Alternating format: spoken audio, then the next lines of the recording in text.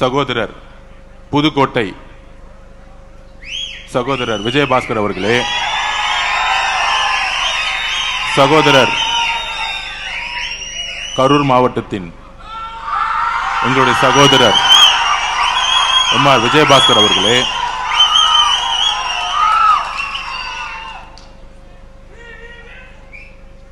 திரு ஆனந்தன் முன்னாள் அமைச்சர் அவர்களே, திருமதி வளர்மதி முன்னாள் அமைச்சர் அவர்களே, முன்னாள் சட்டமன்ற அதிமுக கழகத்தின் முன்னாள் சட்டமன்ற உறுப்பினர்கள், ஒன்றியம் கிளைக்கழகம் முன்னாள் எம்பிக்கள், மாவட்ட செயலாளர்கள் எல்லோருக்கும் என்னுடைய வணக்கத்தை தெரிவித்து, இங்க இருக்கக்கூடிய இளைஞர்கள்லாம் பார்க்கும்போது இந்த ஜல்லிக்கட்டுல புதுக்கோட்டையில் ஜல்லிக்கட்டு நடக்கும் போது எப்படி இருப்பாங்களோ அந்த மாதிரி ஒரு இளைஞர் பட்டாளத்துடன் மீட்டிங் 11 மணிக்குன்னா காலையில் 6 மணிலேருந்தே ஒரு எதிர்காலத்திற்காகவும் தமிழக வெற்றி கழகத்தில் ஒரு இணைப்பிற்காகவும், முக்கியமாக எங்களுடைய அண்ணன் தமிழகத்தின் மக்கள் தலைவர் முதலமைச்சர் எங்களுடைய அண்ணன் திரு சி ஜோசப் விஜய் அவர்களுடைய தலைமையில் இணைய வந்திருக்கக்கூடிய அனைத்து தொண்டர்களுக்கும் எங்களுடைய வணக்கம். இந்த இணைப்பு எதற்காக? 2 விஜயபாஸ்கர் அவர்கள்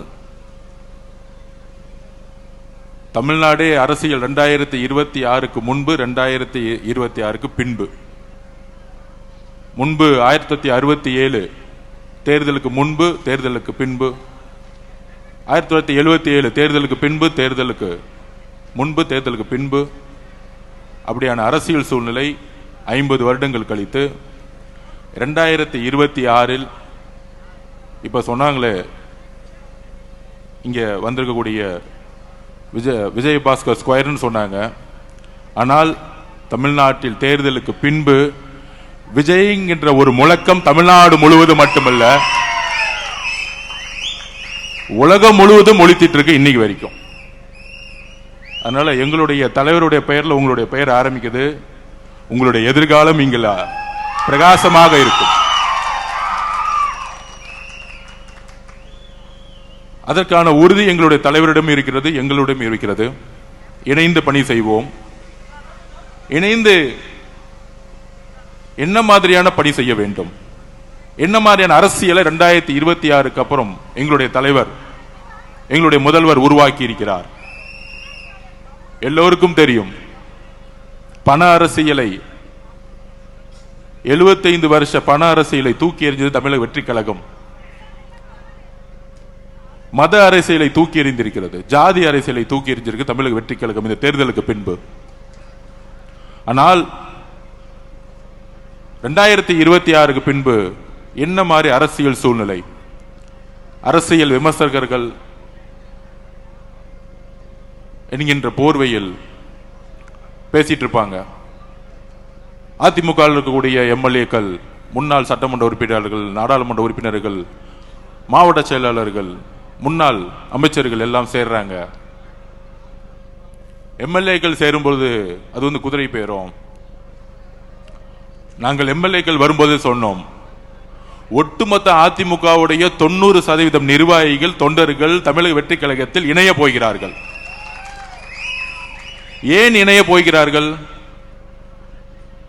அதற்கான மெசேஜும் 30 நாளுக்கு முன்னாடி சொன்னோம். 2026 தேர்தலுக்கு பின்பு தமிழக வெற்றி கழகம் 108 தொகுதிகள் நிற்கும் பொழுது, நேற்று கூட்டணி கட்சியோடைய மீட்டிங்லாம் நடந்துட்டு இருந்துச்சு. அப்ப அங்க வந்த அனைத்து தலைவர்களும், காங்கிரஸோட தலைவர்கள், நேற்று காலையில் வந்த கம்யூனிஸ்ட் தோழர்கள், மதிமுகவோட தலைவர், விசிகே உடைய தலைவர், இந்திய கம்யூனிஸ்ட் ஐஎம் தலைவர்கள் சொன்ன ஒரு வார்த்தை, நீங்க ஆட்சி அமைக்கிறதுக்கு என்ன நிலைப்பாடுனா எடுப்பீங்கன்னு நினைச்சோம். மாண்புமிகு முதலமைச்சர் அவர்களை பார்த்து சொன்னார்கள், 108 வந்தவொடனே நீங்க அதிமுகவுடைய இபிஎஸ் அவர்களிடம் ஆதரவு கேட்பீங்கன்னு நினைச்சோம். 47 எம்எல்ஏ இருந்தாங்க. அந்த ஆதரவுடன் நீங்க ரொம்ப எளிமையா ஈஸியா நீங்க முதலமைச்சர் ஆயிருக்கலாம். ஆனால் நீங்கள் அழைத்தது இந்திய காங்கிரஸ் கட்சியை. அவங்க 5 எம்எல்ஏ தான் வச்சிருந்தாங்க. கம்யூனிஸ்ட் கட்சி தோழர்கள் சப்போர்ட் பண்ணுவாங்களா இல்லையா தெரியாது. விசிகே சப்போர்ட் பண்ணுமா இருக்கா தெரியாது. 60 வருஷம் உறவு இருக்கக்கூடிய ஐஎம்எல் சப்போர்ட் பண்ணுமா இருக்குமா தெரியாது. ஆனால் நீங்கள் காங்கிரஸை அழைத்த பொழுது நாங்கள் நம்பினோம். நீங்கள் மதசார்பற்ற கொள்கையிலும் சமூக நீதி கொள்கையிலும் உறுதியாக இருக்கிறது என்பதை நாங்கள் நம்பினோங்கிறது எல்லா தலைவர்களும் சொன்னார்கள். அப்ப எங்களுடைய தலைவர் தமிழக வெற்றி கழகம் எம்எல்ஏக்கள் தேவைப்பட்டாலும் காங்கிரஸோடைய 5 எம்எல்ஏக்களுடன், கம்யூனிஸ்ட் தோழர்களுடன், விசிகே தோழர்களுடன், ஐஎம்எல் தோழர்களுடன் ஆட்சி அமைக்கிறதுக்கு கடைசி நாள் வரைக்கும் போராடினோம். ஆனால் ஏன் அதிமுகவுடைய திரு இபிஎஸ் பழனிசாமி நாங்கள் ஆதரவு கேட்கவில்லை? It's a political strategy. என்ன பொலிட்டிக்கல் ஸ்ட்ராட்டஜி அது? தேர்தலுடைய ரிசல்ட் வந்துட்டு இருக்க நேரத்தில் ஒரு 7-8 மணிக்கெல்லாம் தகவல் வந்து 108 110 நிக்கிறோம்.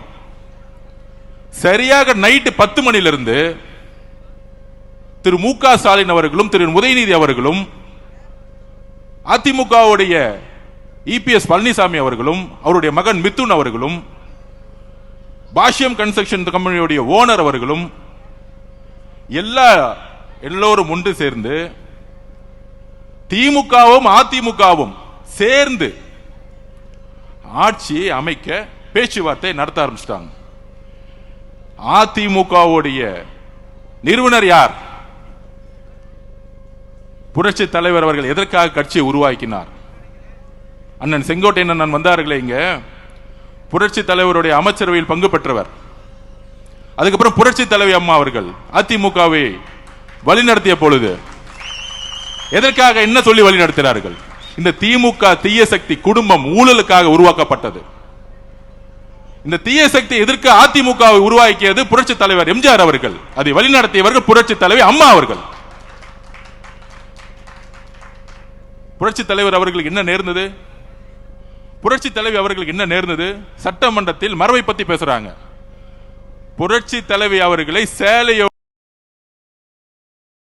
அங்க ஒரு குடும்ப கட்சி, வேற யாரும் இல்லை. இப்ப இந்த பிறகு 60% அதிமுக தான் இருக்கு. வெளிப்படைத்தன்மை பேசணும். எதுக்கு இந்த எதிர்காலம் இல்ல, உடன்படிக்கை அறிவிப்பு மட்டும்தான் இல்ல. அதிமுகவோட பொதுச் செயலாளர் இன்னும் உள்ளாட்சி தேர்தல் அப்ப இருக்கும், இல்லன்னா இதுல இருக்க போகுது. அப்ப டெல்லியோடைய சப்போர்ட் உடன்படிக்கை ஏற்பட்டு விட்டது. இன்னும் அறிவிப்பு மட்டும்தான் இல்ல. திரு மு.க. ஸ்டாலின் அவர்களும் தலைவர், அதிமுகவோட பொதுச் செயலாளர் கூடிய விரைவில் கூட்டணி அறிவிக்க போறாங்க. ஒன்னு உள்ளாட்சி தேர்தல் அப்ப இருக்கும், இல்லன்னா லோக்சபா தேர்தல் இருக்கும், மக்களவை தேர்தல் இருக்க போகுது. அப்ப இவங்க 2 பேரும் சேரும் பொழுது டெல்லியோடைய சப்போர்ட்டும் பிஜேபியோட சப்போர்ட்டும் சேர்ந்துக்கிட்டு ஒரு அரசியல் சூழ்நிலையை தவறா தமிழ்நாட்டில் உருவாக்கிடக்கூடாது. அப்படி சேரும் பொழுது ஒட்டுமொத்த அதிமுக நிர்வாகிகள் ஆல்ரெடி இங்க மூவ் ஆயிட்டாங்க. தமிழ் வெற்றி கழகத்துக்கு மூவ் ஆயிடுவாங்க, அந்த முடிவு எடுக்க போது முன்னாடியே. அப்ப நாளைக்கு அதிமுக வெறும் பேப்பர் லெவல்ல இருக்கும். அப்ப இபிஎஸ் அவர்களும் திரு மு.க. ஸ்டாலின் சேரும் பொழுது ஒவ்வொரு மாவட்டத்திலும் திரு இபிஎஸ் அவருடைய அதிமுக வேலை செய்யறதுக்கு ஒரு நிர்வாகி இருக்க மாட்டாங்க. ஒரே ஒரு நிர்வாகி இருக்க மாட்டாங்க. அவருடைய மகனும் திரு இபிஎஸ் பழனிசாமி அவர்கள் மட்டும்தான் கட்சியில் இருப்பாங்க. இன்னொரு 5 பேர் இருப்பாங்க, அவங்களுக்கு தேர்தல் வேலை செய்யவே தெரியாது, அவங்களை விட்டுருவோம். இப்பயே தீர்மானம் போடுறாங்களாம், திரு மிதுன் அவர்கள் கட்சியை வழி நடத்தணும், இளைஞர் அணி தலைவர் ஆகணும். அதுல அவர் சொல்றாரு, அன்னைக்கு பேட்டி எடுக்கும்போது சொல்றாரு இபிஎஸ் அவர்கள், என்னுடைய மகன் ஒன்லி உறுப்பினர் தான், அரசியல் ஆசைனா எதுக்கு நீங்க உறுப்பினரா வச்சுக்கிறீங்க? எதுக்கு தெரியுமா? திரு உதயநிதி அவர்கள் சொன்னாருங்களே, என் மகன் 25 வருஷமா உறுப்பினரா இருந்தாரு, அதனால டக்கு நான் இளைஞர் தலைவர் ஆகிட்டேன், அதனால சட்டமன்ற உறுப்பினர் ஆகிட்டேன், அதனால துணை முதலமைச்சர் ஆகிட்டேன். இதே கதை தான் அடுத்து இபிஎஸ் அவர்கள் ஃபாலோ பண்ண போறாங்க. இதை தெரிஞ்சுக்கிட்டாங்க எல்லா மாவட்ட செயலாளர்களும் எல்லா முன்னாள் அமைச்சர்களும் நல்லா தெரிஞ்சுக்கிட்டாங்க. இது குற்றச்சாட்டு அல்ல. 2 பேரும் சேர்ந்து சொன்னது யார் தெரியுமா? மார்க்சிஸ்ட் கம்யூனிஸ்டோடைய அகில இந்திய தலைவர் திரு பேபி அவர்கள் சொன்னார். நாங்கள் ஏன் தமிழக வெற்றி கழகத்திற்கு ஆதரவு கொடுக்கிறோம்னா அதிமுகவும் திமுகவும் பிஜேபியும் சேர்ந்து ஆட்சி அமைக்க போது அதனால நாங்கள் எதுக்குறோம்னு சொன்னார். திரு சண்முகம் அவர்கள் மார்க்சிஸ்ட் கம்யூனிஸ்டியோடைய தலைவர் தமிழ்நாட்டில் அவர் சொன்னார், திமுகவும் அதிமுகவும் பிஜேபியும் சேர்ந்து ஒரு புடலங்கா கூட்டணி உருவாக்குவீங்க, அதுக்கு நாங்கள் சப்போர்ட் பண்ணுவோமா. இது சொன்னது யாரு? தமிழ் வெற்றி கழகமா? இல்லை, 10 வருஷமா திமுக கூட்டணியில் இருந்த கம்யூனிஸ்ட் தோழர்கள். ஐயுஎம்எல் தலைவர் சொல்றாரு, என்ன கூப்பிட்டாங்க, அதிமுகவும் திமுகவும் சேர்ந்து ஆட்சி அமைக்கிறதுக்கு எனக்கு சப்போர்ட் கொடுக்க சொன்னாங்க. முதல்ல 2.5 வருஷம் அவங்க முதலமைச்சர் இபிஎஸ் அவர்கள் முதலமைச்சர், அடுத்து உதயநிதி முதலமைச்சர். என்ன ஒரு சூழ்ச்சி, எவ்வளவு பெரிய அநியாயம். இதை எதிர்க்கிறதுக்கு ஒட்டுமொத்த அதிமுக தொண்டர்களும் குரல் கொடுத்தாங்க. ஒட்டுமொத்த அதிமுக 47 எம்எல்ஏ 20 எம்எல்ஏ 25 எம்எல்ஏ அப்பயே குரல் கொடுத்தாங்க, திமுக சேரக்கூடாது. சொன்னது கம்யூனிஸ்ட் மட்டும் கிடையாது, சொன்னது ஐஎம்எல் மட்டும் கிடையாது, உண்மையான மக்கள் தலைவருடைய விசுவாசிகளா இருக்கக்கூடிய அண்ணன் விஜயபாஸ்கர் அவர்களும் கரூர் விஜயபாஸ்கர் அவர்களும் அண்ணன் சி.வி. சண்முகம் அண்ணன் அவர்களும் எல்லோரும் இணைந்து திமுகவுடன் சேரக்கூடாதுன்னு சொன்னாங்க. ஆனால் அவங்களை பதவி விட்டு நீக்கிறதுக்கு எப்படி அண்ணன் செங்கோட்டை அண்ணன் பதவிக்கு நீக்கணும்னு நினைச்சாரோ, கடைசியில் அவங்க 2 பேரும் அப்பாவும் மகனும் மட்டும்தான் இருக்க போறாங்க. இங்க ஒரு அப்பா மகன், அங்க ஒரு அப்பா மகன், 2 பேர் 4 பேர் முடிச்சிடலாம். தலைவர் சொன்ன மாதிரி சட்டமன்றத்தில் 4 பேர் முடிஞ்சிருவாங்க. அப்ப இயற்கையாகவே குரல் கொடுத்தது உள்ள இருந்துட்டு அதிமுக குரல் கொடுத்தது ஒரு 20-25 எம்எல்ஏ. அக்கா வந்திருக்காங்களே மதுராந்தகத்தோட எம்எல்ஏ ஒரு 4 பேர் ரிசைட் பண்ணாங்க, எல்லாரும் சேர்ந்து குரல் கொடுத்தாங்க. அந்த குரல் கொடுத்ததுடைய வெளிப்பாடு அப்பையும் அதிமுக பொதுச்சாளருடைய காதுல உழுவல. அதனாலதான் ரிசைன் பண்ணி தமிழக வெற்றி கழகத்தில் சேர்ந்தாங்க தைரியமா. 10 நாள் அவர் எம்எல்ஏ ரிசைன் பண்ணா அதுக்கு ஒரு தைரியம் வேணும். அந்த தைரியம் எங்கிருந்து வந்துச்சுன்னா, புரட்சி தலைவி அம்மா கிட்ட நான் வளர்ந்தேன், எனக்கு பேர் வச்சதே புரட்சி தலைவர் தான், அம்மா புரட்சி தலைவர் தான் எனக்கு பேர் வச்சாங்க. மதுராங்கத்தோட எம்எல்ஏ நம்ம சகோதரி சொன்னாங்களே, புரட்சி தலைவர் தான் எனக்கு பேர் வச்சாங்க. எப்படி நான் திமுகவோட சேரும் போது நான் எப்படி அந்த கட்சியில் இருப்பேன்? தைரியமா கையை ரிசைன் பண்ணிட்டு வந்தாங்க. ஆனா நம்மள பார்த்து சொல்றாங்க குதிரை பேர் நடத்துறேன்னு. குதிரை பேர் நடத்துறது யாரு?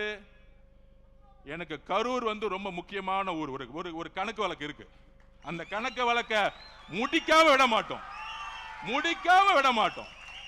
இதே மண்டலத்தில் சொன்னோம், எங்க தலைவரை கை வச்சீங்கல்ல கரூர்ல, எங்க மக்களை கை வச்சீங்கல்ல ஸ்டாலின் அவர்களே, திரு உதயநிதி அவருடைய வாழ்க்கைக்காக எங்களுடைய மக்களை காவல்துறை மூலமா கொன்று கூச்சிங்களா, அதற்கான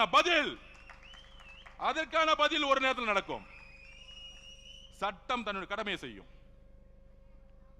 அப்ப கரூர்ல எந்த மாதிரி சூழ்ச்சியை உருவாக்கினார், அது கண்பட பார்த்தவர் நம்மளுடைய அண்ணன் விஜயபாஸ்கர் அண்ணன். எல்லா உண்மைகளும் வரும். இதை மறைக்கிறதுக்காக தான் இப்ப இந்த 10 நாளா தமிழக வெற்றி கழகத்தில் எம்எல்ஏவை விலை கொடுத்து வாங்குறதுக்கு 50 கோடி ஆஃபரா. போன் அடிச்ச உடனே போலீஸ்க்கு இன்ஃபார்ம் பண்ணிட்டார் நம்ம எம்எல்ஏ. திராவிட முன்னேற்ற கழகத்தின் திரு மு.க. ஸ்டாலின் அவர்களே, எங்களுடைய ஒரே ஒரு வேட்பாளரை நீங்க விலை கொடுத்து வாங்க முடியல, அது ஞாபகம் வச்சுக்கோங்க. ஒரு வேட்பாளரை 234 233 பேர் தாக்கல் பண்ணி நின்னாங்க எலெக்ஷன்ல. உங்களுக்கு காசு கொடுத்து வேலை செய்யறதுக்கு காசு இல்லாம வேலை செய்யறதுக்கு இன்னும் திமுக ஒன்னும் தெரியல. இங்க இருக்கக்கூடிய அதிமுக தொண்டர்கள் ஒருத்தரும் காசுக்காக இங்க வரல. புரட்சி தலைவர் அம்மாக்காக, புரட்சி தலைவர் எம்ஜிஆர் உட்கார்ந்துட்டு இருக்காங்க.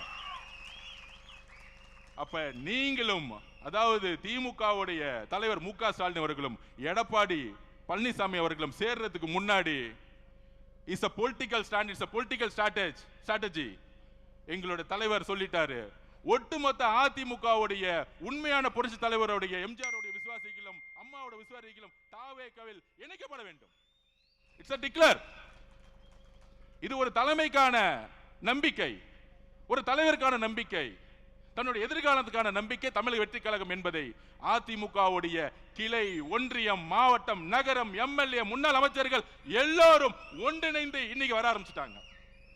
வேற எந்த எதிர்பார்ப்பும் கிடையாது. தமிழக வெற்றி கழகத்தெல்லாம் திமுகவும் அதிமுக உடைய பொதுச்செயலாளர் அடிச்சு வச்சிருக்க மேல காசுல இங்க கிடையாது. நாங்க எளிமையா இருக்கிறோம். இன்றைக்கும் அமைச்சர்கள் ₹1 ஒரு துறையில வாங்கல, ஒரு துறையில ஒரு இடத்துல ஒரு அமைச்சர் காசு வாங்கிட்டாங்க. சொல்லுங்க பாப்போம் திரு மு.க. ஸ்டாலின் அவர்களே. அப்போ ஒரு மாற்றம் உருவாகிட்டு இருக்கு தமிழ்நாட்டில். இந்த மாற்றத்தை மக்கள் சந்தோஷமா மகிழ்ச்சியா அனுபவிச்சுட்டு இருக்காங்க. எந்த டிபார்ட்மெண்ட் போனாலும் ஊழல் இல்லையே. ஆன்லைன்ல பட்டா கிடைக்குது, டிடிசிபி போனா அப்ரூவ்ட் கிடைக்குது, ரிஜிஸ்ட்ரேஷன் டிபார்ட்மெண்ட் போனா காசே இல்லாம இன்னைக்கு இல்ல நிலம் வந்து பதிவு பண்றாங்க. நெடுஞ்சாலை துறையில் ஊழல் தூக்கி எறிஞ்சிருக்கும், பொதுப்பணித்துறையில் ஊழல் தூக்கி எறிஞ்சிருக்கும், போக்குவரத்து துறையில் ஊழல் கிடையாது. அப்ப மக்கள் மகிழ்ச்சிய ஆகிற நேரத்தில் ஒரு சூழ்ச்சி செஞ்சு இந்த மாதிரி செந்தில் பாலாஜி அவர்கள் இந்த மாதிரி பழைய அமைச்சர்கள்ட்ட எல்லாம் காசு 10,000 கோடி 20,000 கோடி இருக்கு, விலைக்கு வாங்கி ஆட்சியை கவுக்க முடியுமான்னு பாக்குறாங்க. அப்ப இந்த ஆட்சியை கவுக்குறதுக்கு காசை இறக்க பாக்குறாங்க. எங்களுடைய தலைவரை நானும் சரி அண்ணனும் சரி அமைச்சர்களும் சரி ஒரு துரும்ப கை வச்சீங்கன்னா மொட்டை தமிழ்நாடு எந்திரிக்கும். எழுதி வச்சுக்கோங்க. இன்னொரு தேர்தல் வந்துச்சுன்னா திமுக 234 தொகுதியும் டெபாசிட் பண்ண நாங்க தேர்தலை பார்த்தலாம் பயப்படல.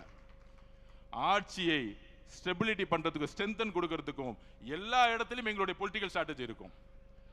இதுதான் எங்களுடைய பொலிட்டிக்கல் ஸ்ட்ராட்டஜி. திமுகவும் அதிமுகவும் பிஜேபியும் சேர்ந்து டிக்ளேர் பண்றதுக்கு முன்னாடி அதிமுகவுடைய ஒட்டுமொத்த நிர்வாகிகளும் ஒட்டுமொத்தமாக இணைவார்கள். இதுதான் பொலிட்டிக்கல் ஸ்ட்ராட்டஜி. எல்லோரும் இயற்கையா இணைய போறாங்க. அப்ப கரூருங்கிறது எங்களுடைய 41 குடும்பத்துக்கான எங்க தலைவர் கரூர் வரும் பொழுது, கூடிய சீக்கிரத்தில் கரூர் வரும் பொழுது எங்க தலைவருக்கு என்ன பண்ணணும்னு தெரியும் எங்களோட உறவுகளுக்கு. அப்ப இது வரைக்கும் அண்ணன் விஜயபாஸ்கர் கரூர் விஜயபாஸ்கர் கேட்டுக்கிறேன், அண்ணன் இந்த கரூர் மக்களை பணத்தாலையும் ரவுடிசத்தாலும் பிடிச்சி வச்சிருக்காங்க. எங்களுடைய மாவட்ட செயலர் இங்க மதி இருக்கிறார். இந்த சூழ்ச்சி வளையத்துல செந்தில் பாலாஜி வேணுக்குன்னு எஃப்ஐஆர் போட்டு ஜெயில தள்ளினார் எங்களுடைய மதிய. மிகப்பெரிய தியாகம். தமிழக வெற்றி கழகம் ஈஸியாலாம் ஜெயிக்கல. கரூர் சூழ்ச்சியை உருவாக்குனாங்க, திட்டம் போட்டு உருவாக்குனாங்க, திட்டம் போட்டு ஸ்டாம்பேட் ஆகணும் உருவாக்குனாங்க கரூர் காவல்துறை வச்சு. கடைசி 15 நாள்ல ஏன் எங்களுடைய தலைவர் எல்லா ஊருக்கும் போலன்னு தெரியுமா? உங்களுக்கு உண்மையை சொல்றேன், எந்த இடத்துல காவல்துறை சப்போர்ட் இருக்கோ அங்க மட்டும்தான் பிரச்சாரம் போக முடிஞ்சிச்சு. திருப்பூர்ல போகும்போது காவல்துறை சப்போர்ட் இல்ல, திடீர்னு எல்லாரும் கிளம்பிட்டாங்க. ஏன்னா கோயம்புத்தூர் மாவட்ட பொறுப்பாளர் திரு செந்தில் பாலாஜி திருப்பியும் அங்க இருக்க காவல்துறை அழுத்தம் கொடுத்து அவர் திருப்பூர் போகும்போது போலீஸ் எல்லாம் விலகிருங்க, 10 லட்சம் பேர் திருப்பி மக்கள் கூடட்டும், திருப்பி அவங்க இடிச்சுக்கிட்டு திருப்பி ஸ்டாம்பிட் ஆகட்டும், இப்படி ஒரு சூழ்ச்சி. அதனாலதான் கடலூர் கேன்சல் பண்ணப்பட்டது, கிருஷ்ணகிரி கேன்சல் பண்ணப்பட்டது. சோ திமுக ஆட்சியில் இருக்கிற வரைக்கும் ஒரு இயற்கையாகவே ஒரு ஸ்டாம்பிட் உருவாகட்டும், காவல்துறை எந்த சப்போர்ட் பண்ணக்கூடாது, ஒரு எஸ்ஓபி போடட்டும். அதனாலதான் 14 ஊருக்கு பிளான் பண்ணதை எங்களுடைய தலைவரால போக முடியாத சிச்சுவேஷன். நிறைய டிஸ்ட்ரிக்ட்ல காவல்துறை சப்போர்ட் கிடையாது. இந்த உண்மையெல்லாம் மக்களுக்கு தெரியுமா? தெரிய வைக்கணும். ஆட்சியில் இருக்கும்போது காவல்துறை எஸ்பியா இருக்கும் பொழுது யார் யாரெல்லாம் 2000 போலீஸ்க்கு பர்மிஷன் கொடுக்குறேன்னு சொல்லிட்டு தலைவர் போகும்போது எல்லாரும் விலகி போயிடுவாங்க. போலீஸ் கடைசியில் ஒரு 10 லட்சம் மக்கள் நிற்கும் போது ஏதாச்சும் ஒரு திருப்பியும் வந்து பிரச்சனை ஆச்சுன்னா திருப்பியும் பழைய தூக்கி எங்களோட தலைவர் மேல போட்டுருவோம். இந்த கேவலமான அரசியலை செய்து திமுக. அதனால்தான் கரூருடைய இறப்புக்கு பின்பு தமிழகத்துடைய ஒட்டுமொத்த தாய்மார்களும் ஒன்று திரண்டாங்க எங்க தலைவர் பின்னாடி. இளைஞர்கள் ஒன்று திரண்டாங்க. கடைசியில் அந்த கரூருடைய கண்ணீருடைய பாவத்துக்கு கொளத்தூர்ல திரு மு.க. ஸ்டாலின் அவர்கள் நீங்க தோத்தீங்க. நீங்க தோத்த பிறகு கண்ணீர் விட்டீங்களே, நீங்க தோத்த பிறகு கண்ணீர் விட்டீங்களே, அந்த கண்ணீர் கரூர் மக்களுடைய கண்ணீர் ஞாபகம் வச்சுக்கோங்க. அந்த பாவங்களை சும்மா விடாது, உங்க குடும்பத்துக்கு விடாது. நாங்க இன்னைக்கு சொல்றோம், இந்த திமுக அதிமுக தாவேகாவுடைய இணைப்புக்கு அப்புறம் உங்க குடும்பத்தில் நீங்க தான் கடைசி முதலமைச்சர் திரு மு.க. ஸ்டாலின் அவர்களே. எழுதி வச்சுக்கோங்க, எழுதி வச்சுக்கோங்க. கிளம்பி லண்டன் போய் செட்டில் ஆக உங்க குடும்பம். கிளம்புங்க, கொள்ளடிச்ச பணத்தோட கிளம்பிருங்க. நாங்க ஓபனா டிக்ளேர் பண்றோம், கரூருக்கு அப்புறம் எங்களுடைய பரம எதிரி நீங்க தான். அப்ப ஒட்டுமொத்த ஊழலையும் உருவாக்கிட்டு இன்றைக்கு நம்மளை பார்த்துட்டு சோபா மாடல் ஆட்சி, ஒவ்வொரு தொகுதி 50 கோடி செலவு பண்ணிட்டு இன்னைக்கு செந்தில் பாலாஜி வச்சுக்கிட்டு 50 கோடி கொடுத்து தாவேகாவுடைய எம்எல்ஏ தூக்கலாமா, ஆட்சியை மாத்தலாமா, எல்லா திருட்டு வேலையும் பண்றது திமுக. ஆனா சும்மா உட்கார்ந்துகிட்டு தேவையில்லாத ஒரு பிரச்சாரத்தை உருவாக்கிட்டே இருப்பாங்க திமுக. இதுக்கு தமிழர்களுக்கு எல்லா ஸ்ட்ராட்டஜியும் தெரியும். எலெக்ஷன்ல எப்படி வின் பண்ணணும் எங்க தலைவருக்கு தெரியும், எப்ப பிரச்சாரம் பண்ணணும் தெரியும். சட்டசபையில சொன்னோம், 4 நாள் உட்கார்ந்துகிட்டு வாயத்தரங்க சிஎம் வாயத்தரங்க சிஎம் கருப்பு பேட்ச் கொண்டு வராங்க. 4வது நாள் தான் 4வது நாள் 30 நிமிஷம் பேசினார். ஒட்டுமொத்த தமிழ்நாடும் பிளாஸ்ட் முடிஞ்சிச்சு.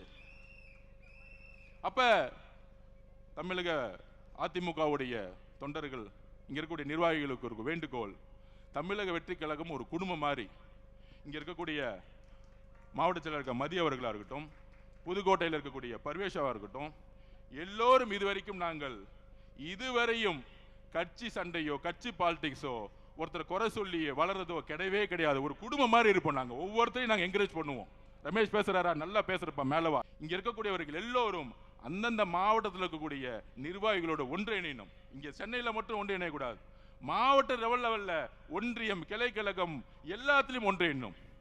அதுக்கான பக்குவம் தமிழக வெற்றி கழகத்திற்கு உங்களுக்கும் இருக்கும். நமக்கான ஒரு குறிக்கோள், கனவு இருக்கு. ஆட்சிக்கு வந்துட்டோம். என்ன குறிக்கோள்?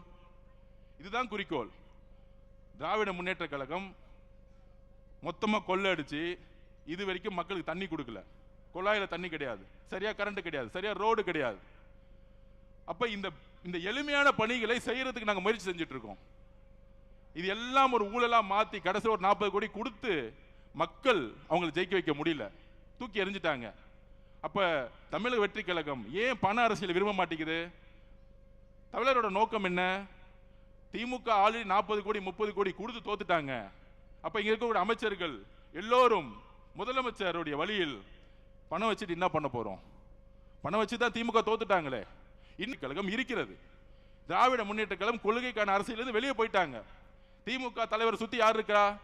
திரு செந்தில் பாலாஜி, திரு வேலு, திரு நேரு. அவங்களுக்கு கொள்கை அரசியல் என்னன்னு தெரியாது, ஊழல் அரசியல் மட்டும்தான் தெரியும். திமுக கொள்கை அரசியல் வெளியே போயிட்டாங்க. அதிமுக இபிஎஸ் அவர்கள் கொள்கையினால என்னன்னே தெரியாது.